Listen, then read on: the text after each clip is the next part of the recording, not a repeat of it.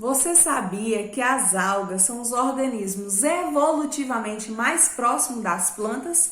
Elas são utilizadas na produção de alimentos, na produção de fármacos e também de produtos odontológicos. Quer saber mais sobre as algas? Meu nome é Aline e vou falar para vocês várias informações sobre esse assunto. Bora lá?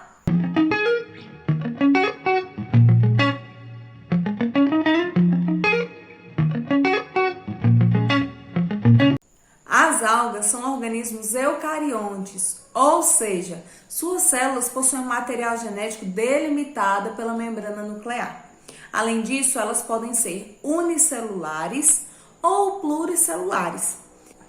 As algas pluricelulares, sua estrutura é chamada de talo, porque na verdade essas algas elas não possuem tecido verdadeiro. E o que isso quer dizer? Quer dizer que suas células não se diferenciam em funções.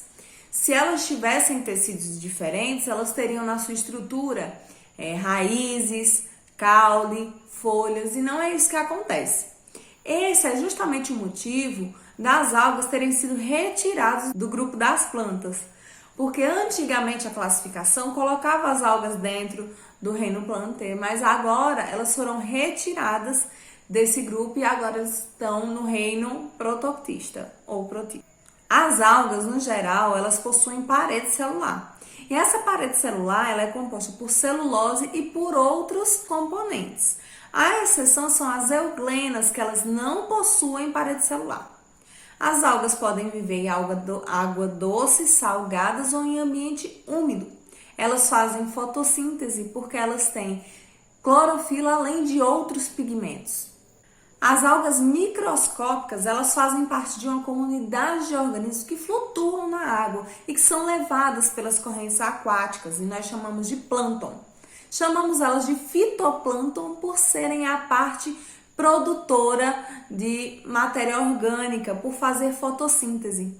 Os seres heterótrofos dessa comunidade aquática, que são pequenos protozoários, crustáceos ou larvas, são chamados de zooplâncton.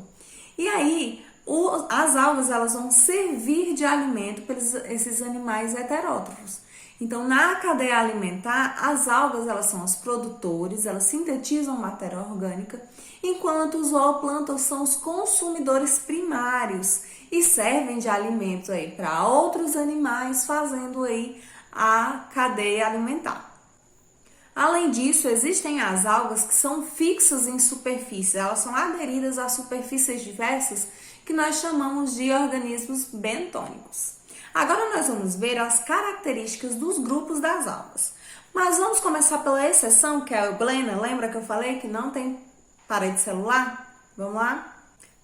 As euglenas são indivíduos unicelulares e não possuem parede celular. São a exceção das algas. Elas possuem flagelo para locomoção e vacúolo contrátil. Possuem clorofila A e B e carotenoides que são pigmentos que auxiliam na captura de luz. E como reserva energética, elas possuem um grupo especial chamado de paramilo. Na presença de luz e de matéria inorgânica, as euglenas elas fazem a fotossíntese. Na ausência dessas condições para a realização de fotossíntese, esses cloroplastos eles vão regredir e ocorre a nutrição heterotrófica. As dinófitas, representada pelos dinoflagelados, é um grupo de algas unicelulares que possuem flagelo e o batimento desse flagelo provoca um movimento de rotação, como se fosse um peão. O aumento excessivo da população de algumas algas, principalmente dos dinoflagelados, provoca um desequilíbrio ecológico conhecido como maré vermelha. Ela pode ser provocada com alterações como salinidade, temperatura da água, quantidade excessiva de minerais ou de materiais orgânicos liberados através de esgotos, dejetos domésticos, provoca aí o aumento dessas algas. Esse fenômeno ele acaba quando essas condições de desequilíbrio ela deixa de existir. E aí os ventos podem aí dispersar essas algas. E o aumento da população dessas algas pode ser prejudicial porque elas liberam substâncias tóxicas que envenenam aí os organismos presentes nessa água. E a ingestão, por exemplo, de peixes presentes nessa água podem causar aí problemas intestinais, gástricos e intestinais a gente que consumir esses peixes intoxicados. Outro fenômeno que também ocorre na presença de algas é a bioluminescência. Essa bioluminescência ocorre quando a alga que produz uma luz azul esverdeada, ela está presente em grande quantidade na água, principalmente no período da noite. O filo Basilariófita é composto por organismos unicelulares ou coloniais que não possuem flagelos. Eles se movimentam ou através da movimentação aquática ou também pela produção de secreção. A carapaça das diatomáceas desse filo possuem compostos geralmente impregnados de sílica que formam uma estrutura típica, composto por duas válvulas que se encaixam uma na outra. Ao longo do tempo, o acúmulo dessas carapaças da diatomácea formam um depósito chamado terra das diatomáceas, que esse material é utilizado como abrasivos em polidores de metais e em pasta de dente. Esses organismos possuem clorofila A, C, carotenoide e outros pigmentos que vão dar a ela essa cor dourada. As crisófitas são um grupo de algas microscópicas e muito diversas, com mais de 1000 espécies descritas. Elas geralmente são encontradas em áreas plantônicas, embora algumas podem ser encontradas em região bentônica. Esses organismos são unicelulares e podem nadar livremente em ambiente de água doce, embora elas também possam se agrupar e formar aí colônias filamentosas. A maioria de seus representantes fazem fotossíntese e os pigmentos mais relevantes nesse grupo são as clorofilas A e C, o beta-caroteno, a fucoxantina e certas xantofilas. Os pigmentos com tons marrons mascaram aí o verde da clorofila, porém algumas espécies não possuem pigmentos. As feófitas, também chamadas de algas pardas, são algas quase que totalmente marinhas, são macroscópicas e pluricelulares. Possuem clorofilas A e C associadas a carotenoide, principalmente a fucoxantina, que dá esse aspecto amarronzado. Na parede celular, além de celulose, possuem substâncias como as algininas e os alginatos, que são usados para dar consistências em sorvetes, pudins, creme dentais. E o açúcar típico da reserva desses indivíduos são a laminarina. As rodófitas ou algas vermelhas, quase todas são pluricelulares e variam muito de tamanho, desde formas microscópicas até comprimento de 3 metros. Elas possuem pigmentos carotenoides, clorofina, ficoeritrina e ficobilina, que são responsáveis pela cor vermelha. Elas armazenam um glicídio semelhante ao glicogênio. Na parede celular possui celulose, agar e carragenina, que são polissacarídeos utilizados como estabilizantes para dar consistência em alguns alimentos, além de serem utilizados também em cosméticos e na produção em cápsulas de medicamentos.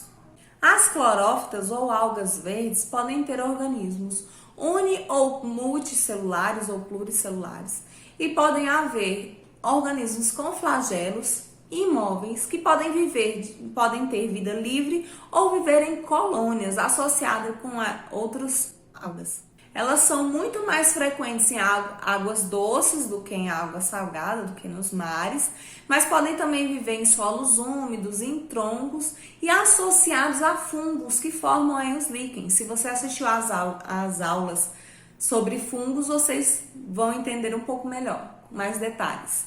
Essas algas, a cor verde predomina por conta da clorofila. Elas possuem clorofila do tipo A, do tipo B e possuem também carotenoides. Sua parede celular é composta de celulose e a reserva principal é o amido. Agora nós vamos estudar a forma de reprodução das algas. As algas, elas podem se reproduzir de forma assexuada ou de forma sexuada.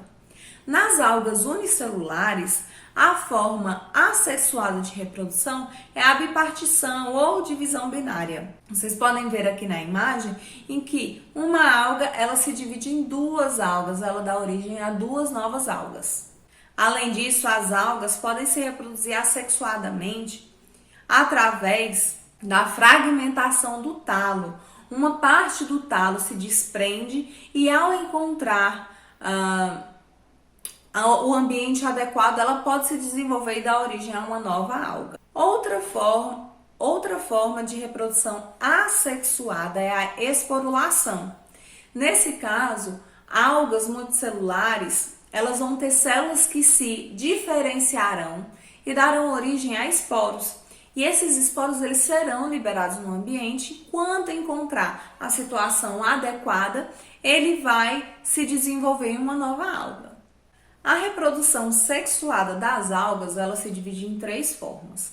E essas formas, elas vão ser caracterizadas principalmente pelo organismo adulto, pela quantidade de material genético presente no organismo adulto. A gente vai ter ciclos em que o organismo adulto ele vai ser haploide, ciclos em que o organismo adulto ele será diploide e ciclos em que o organismo adulto ele vai ter uma alternância de gerações. Como assim? Em uma geração o organismo vai ser haploide, em outra geração o organismo vai ser diploide. Esses nomes eu aconselho vocês a anotarem com o que eles significam. Por exemplo, o ciclo haplobionte-haplonte quer dizer que o organismo ele vai ter, em sua forma adulta, ele vai ser haploide. O haplobionte-diplonte quer dizer que o organismo na sua forma adulta ele vai ser diploide. E o diplobionte vai ser a reprodução em que a gente vai ter a alternância de geração. Gostaria que você prestasse atenção nesses esquemas que eu coloquei aqui com bastante atenção. Esse daqui é o ciclo haplobionte-haplonte. Os organismos adultos eles serão haploides e produzirão gametas. Esses gametas eles vão se unir, o núcleo desses gametas vão se unir e formar o zigoto. Esse zigoto ele vai ser, no caso, diploide. Nesse zigoto vão ocorrer meioses em que vão originar aí novas células haploides que vão se desenvolver e dar origem a organismos adultos haploides. No ciclo haplobionte-diplonte, o organismo adulto ele será diploide. Esse organismo diploide ele vai dar origem a gametas haploides que produzirão um zigoto diploide e esse zigoto se desenvolverá e dará origem a um adulto diploide. Qual a diferença dessas duas formas de reprodução? Haplobionte-haplonte, o organismo adulto será haploide. No haplobionte-diplonte, o organismo adulto será diploide. Agora eu vou explicar para vocês como ocorre a reprodução diplobionte, onde a gente vai ter a alternância de gerações. Primeira coisa que eu gostaria que vocês observassem. O organismo diploide ele será chamado de esporófito. Chamado de esporófito quer dizer que ele vai liberar esporos. E o organismo haploide ele será chamado de gametófito, ou seja, esse organismo vai liberar gametas. Como ocorre aí essa alternância de gerações? Vamos lá. Um organismo diploide, o esporófito, ele vai liberar esporos. Esses esporos, ao encontrar um ambiente adequado, vão desenvolver e dar origem a organismos chamados gametófitos. Os esporófitos no ambiente vão desenvolver em organismos gametófitos. Os organismos gametófitos são o quê? Haploides. Esses organismos produzirão gametas, esses gametas se unirão, formarão um zigoto e esse zigoto dará origem a um indivíduo diploide. Como é que a gente chama o organismo diploide? Esporófito.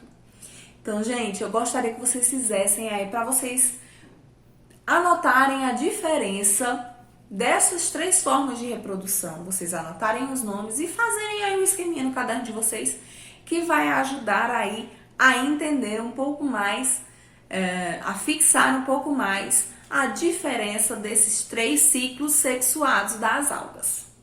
Eu vou ficando por aqui, espero que você tenha gostado dessa aula e eu vou pedir que você não esqueça das 4 coisinhas, das 4 formas que você tem para me ajudar a continuar com esse projeto. Se inscreve no canal, curte a aula, comenta, coloca o que você achou da aula, as dúvidas que você tem que eu vou lá e te respondo. E a 4ª forma de me ajudar é compartilhar essa aula com seus colegas.